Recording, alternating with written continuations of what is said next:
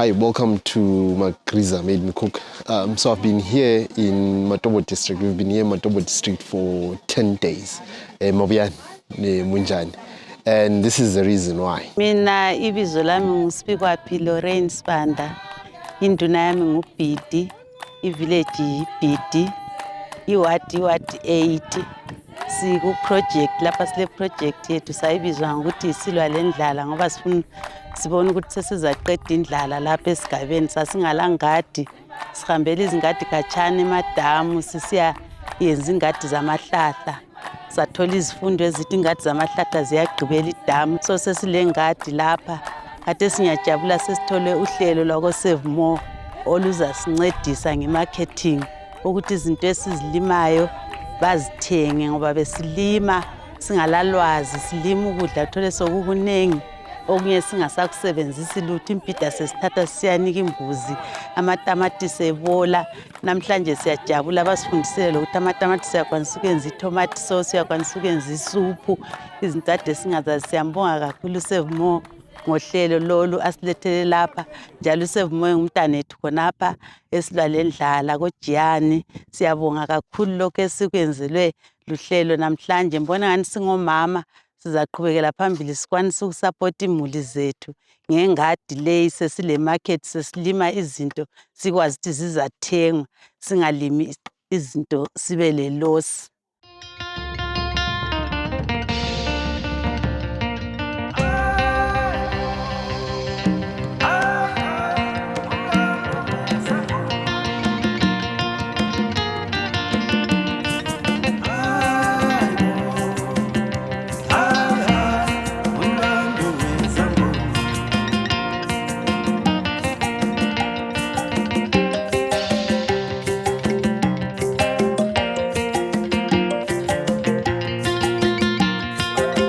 Mina ibizo lami nguKholeni sibongo singoSompofu sebenzela ku Save More siyatsha supermarket sibuya sikhamba ngeprogram eyokulima enhlanyelo sifuna imfushwa ibuye ko Save More support isizwe sakithi iMatobo izisupportwe yiSave More bonke okabe bekulima sikwazi ukuthi sikuthathe sikuse esupermarket sisupport nje isizwe seMatobo district.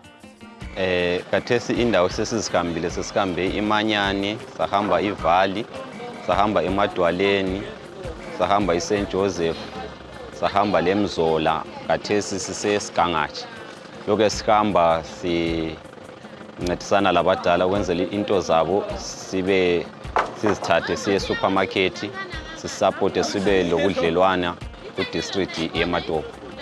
Amashopu esilawo sile Maphisa Save More supermarket sibe le St Joseph Save More supermarket sibe le yinye esesigodini futhi yo amashopu esilawo lamanye asetown eCountry Park then yo esifuna ukuthi izinto esizisupporta abadala lawo besisupport esizihambisa endaweni zenalezi.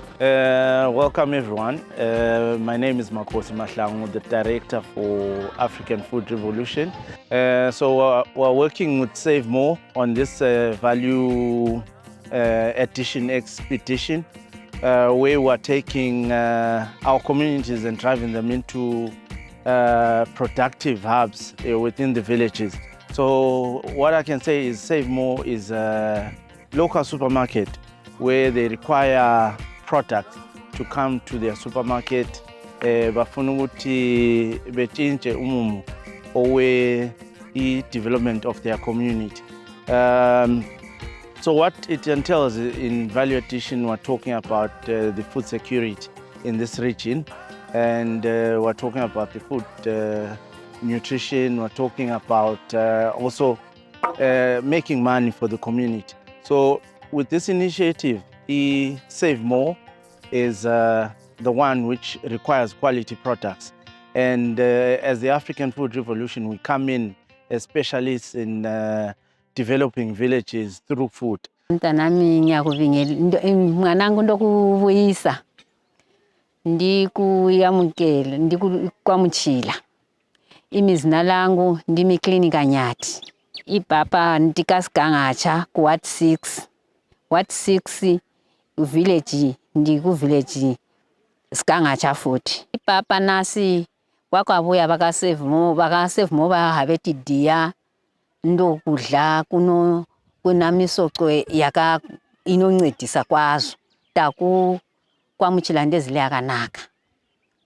Tiba titi kwatafudiwa kwazo tabona tomato sauce matamatisi tomato sauce tihanganyisa chukela ndemafulawa kutama masupu ndiko kwatafundisiwa kwatadiwa kudiwa kwedu tati kukwamuchilela ndokuti takalingilila kuti tomilidza chigaba chedu chamilika ndokuti Save More panga atinga hingandaye emilidza vana vedu isu takula tavo kuku tomilila kuti hadzine tatinga ndilambeli tihingandaye etifundisila vana vedu ndaigogulu vako vediwa zvakajali vanhu vande mangwana yemangwana.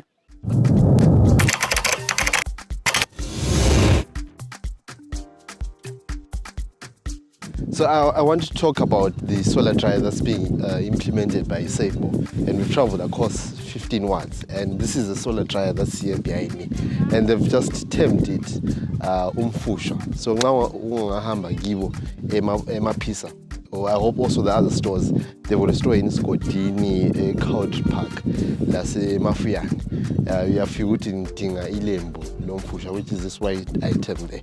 Mina igama lami nginguPatricia Dube, ngihlala khonapha ku Ward 6 Sigangatsha village, ngaphansi kukaSobhuku uLate Stefan Ncube, ngaphansi kukaMlisa uEdward Ndlovu engusigangatsha, ngaphansi kwenduna uMalaba.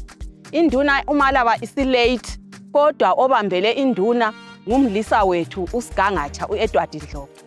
Hey, uhlelo lwalamhlalo uyajabulisa okunye okumangalisayo. Njengezakhamizi ngizaqala ngitsho ukuthi silengadi ezimbalwa ama-community gardens esisebenza singama-groups kuwo, especially mina ngingumama osebenza labantu abalama-disabilities. Sadonethelwa ingadi iJairos Association eMalundu Village, saphinda sadonethelwa enye ingadi lapha eSigangatsha Village. Ingadi lezi bezisenza ama-products kodwa siswele ukuthi ama-products lawa sizawasa ngaphi.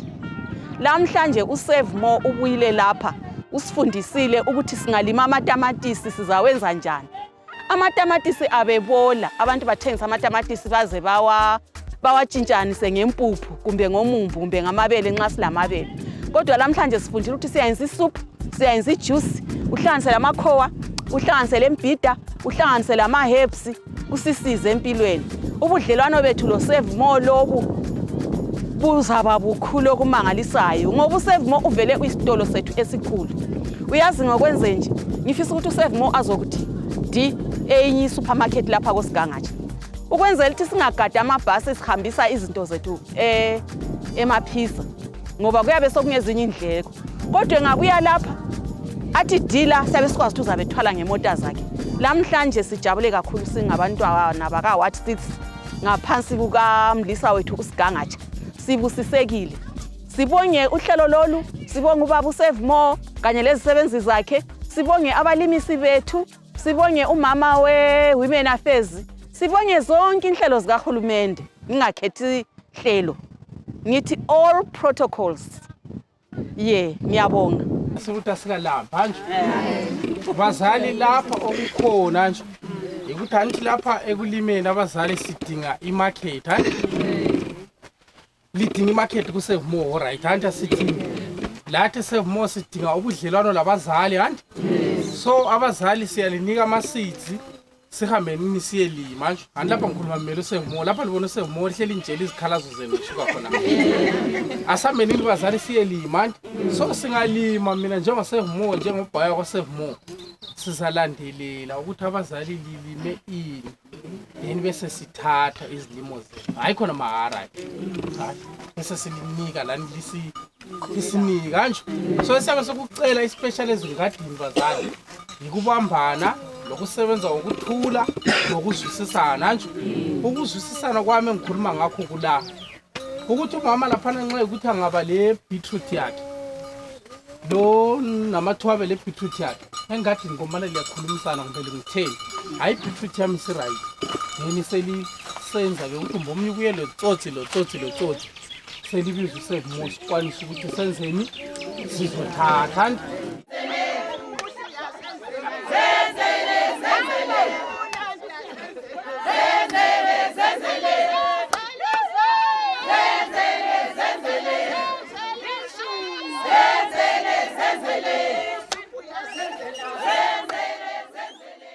Mina engikhulumayo nguWilford Ndlovu oyisakhamuzi sakhona lapha eMabonyane indawo kababa uFuyana uMnondo. Silapha nje ukuzofunda sizakhamuzi ngokungasithuthukisa empilweni zethu ngoba uyafumana ukuthi ezinye izinto siyabe sizilahla nje singazi ukuthi zilempilo zingasithuthukisa. Siyajabula kakhulu ukuthi khona lapha ikakhulu esigabeni sethu esigodini sibe lohlelo olunjengalolu. Uhlelo lolu lulande ukuzothuthukisa ikakhulu omama. Yikho nje silapha lathi simele omama. iMabonyane yonke ikakhulu baba uMnondo uFuyana siyakwazi ukuthi wathi inhlelo ezinje sizamukele. Siyananzelela ukuthi besilimile kodwa ke akusaphuthanga kuhle izulu alisekho. Kodwa ke hayi okuncane abalimileyo bazathola. Sesijabula ukuthi basenzele istand sokuchayela umfusha. Umfusha uzasinceda kakhulu ngoba thina besingalalwazi lokuchaya ngendlela eqondileyo uthoti siyachaya emazengeni emasimini sebesifundisa ukuthi sizawuchaya ezitendini lezi abasenzele zona ama-dryer siwuthengisele leko save more ngoba besiwuchaya la ube mnengi uthola ukuthi kuyafika enye isizini yokuthi sesiyenza omunye lowu lokhu khona singalanto esingayosebenzisa wona. Siyabonga kakhulu uhlelo lolu luzasithuthukisa. Umfusha silama types amaningi umfusha siyakwanisa ukuyenza umfusha ngembida yethu nale engadini. Sesikwanisa ukuyenza umfusha wamatamatisi, siyakwanisa ukuyenza umfusha wembida yethu yendumbe emasimini. Siyakwanisa ukuyenza umfusha wolude, siyakwanisa ukuyenza umfusha wedelele, siyakwanisa ukuyenza webhobola umfusha. Imfusha yethu ingimkhakha emnengi. Kuyabe sokusiya ngokuthi wena uthanda uphi. Siyakwanisa ukuyenza umfusha wedelele lenele lesikhiwa elibazi lele sithi ngelentanga. Siyalisikelela silenza umfusha. So now let's talk about the specification and demarcations of the stand.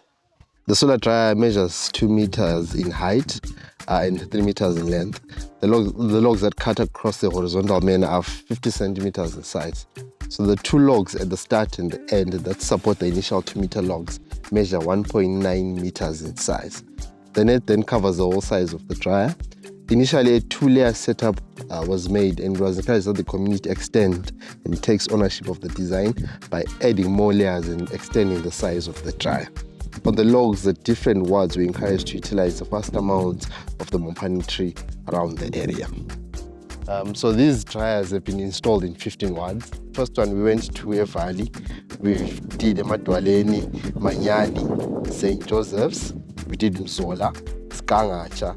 Then the following week, we started off at Mabonyane.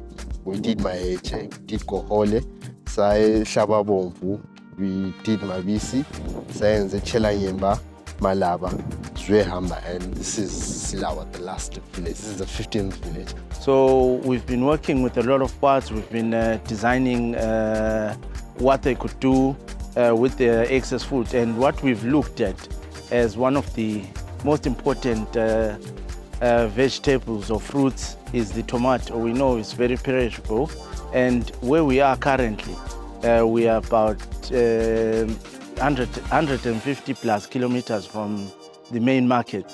And what happens is that it's a perishable good to carry tomatoes. So what really does happen is that the villagers stop planting tomatoes because they have heavy losses. But the initiative, as you can see, we're building just a simple solar dryer which costs less than $30. We are also looking at the value addition, the tomatoes, where we've come out with 5 products which they can develop within their homes. So it's an initiative, an interesting initiative between a big supermarket, the African Food Revolution, and various sectors from the government. So laphana sonke kumele senzeni singene afafu uzuze nami ngizuzanje wethengisa nami usebonisa le ngithengisa nje ye so lapha sibudlelwane sibutshoyo ukuthi kusemo singayodi tamatisi kobulawayo ngabazali bekhona so bazali sicela samenini siyelima ezingadi ngiyabela ukwazi hayi kulomuntu onje so eselingamthumi hayi kodwa sibonele kusemo ikhabithi siright ngabani kuya le 10 ngabani kuya le 10 nami ngibele 20 labelisazana it's easy ukuthi lami ngikwazi ukuthi ngicalculate ukuthi fuel yokuthi ngiyethatha amakhabishi ayi100 emadala kungaba i-expense engaka kungaba i-profit engaka.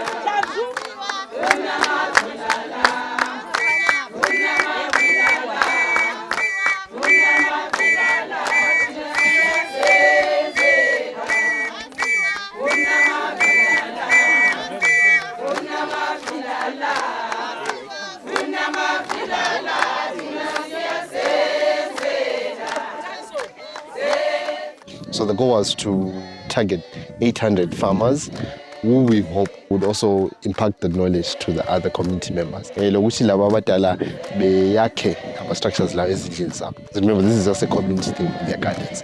But anyway, thank you for watching. My name is Principal Mahlangu. Please subscribe, and also if you want to support our work on Patreon, I'll leave that link also in the description box below.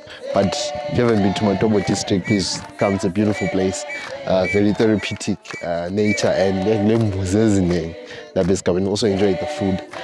But yeah, detailed post also on our social media platforms this coming week.